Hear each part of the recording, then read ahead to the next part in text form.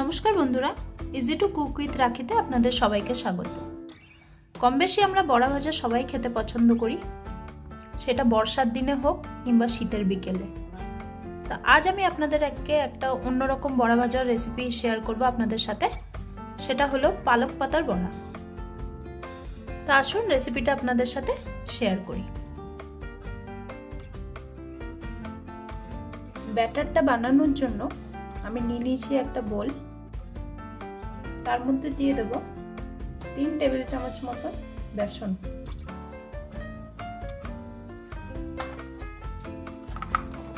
1.5 table চামচ মতো cornflour,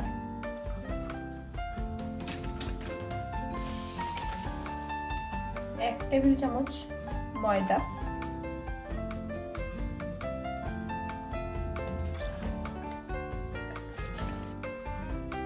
1 table চামচ চালের গুঁড়ি,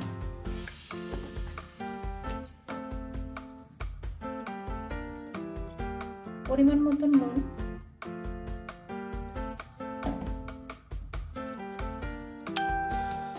হলুদ, ধনে গুঁড়ো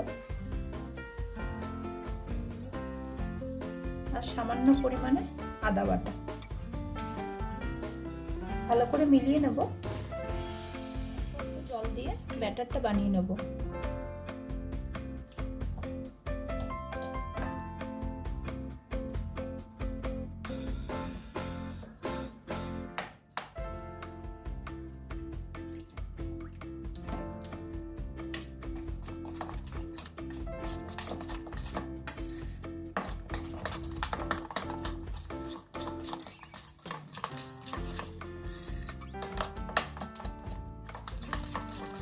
ভালো করে ব্যাটারটা গুলতে হবে যাতে কোনো লাম্পস না থাকে।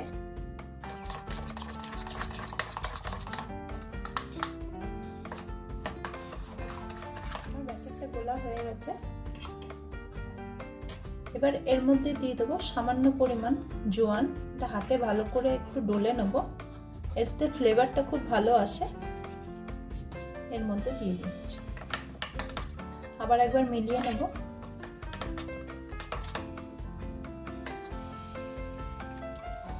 যে কোনো বেসনের বড়া ভাজাতে আপনারা যদি একটু জোয়ান দেন, এতে ডাইজেস্টের ক্ষেত্রেও সুবিধা হয় আর টেস্টটাও রাস্তার দোকানের মতন খেতে আসে। তো একবার জোয়ান দিয়ে যে কোনো বেসনের জিনিস সামান্য একটু জোয়ান দিয়ে ট্রাই করে দেখবেন। ব্যাটারটা 5 মিনিট মতন রেস্টে রেখে দেবো। আমি এখানে পালকের পাতাগুলো ভালো করে ধুয়ে নিয়েছি, জলটাও ঝরিয়ে নিয়েছি। এবার একে একে ব্যাটারটার মধ্যে ডুবিয়ে বড়াগুলো ভেজে নেব। আমার কড়াই গরম হয়ে গেছে, দিয়ে দেবো তেল।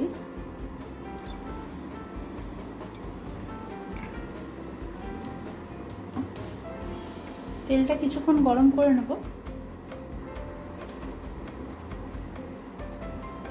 তেল আমার গরম হয়ে গেছে, এবার একটা একটা পাতা আমি বেসনে চুবিয়ে এখানে দিয়ে দেবো।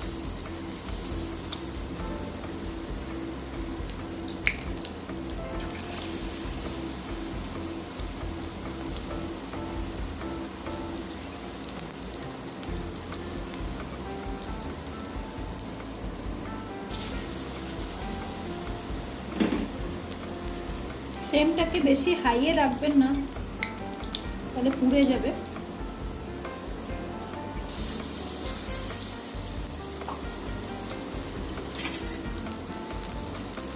উল্টে নিচ্ছি।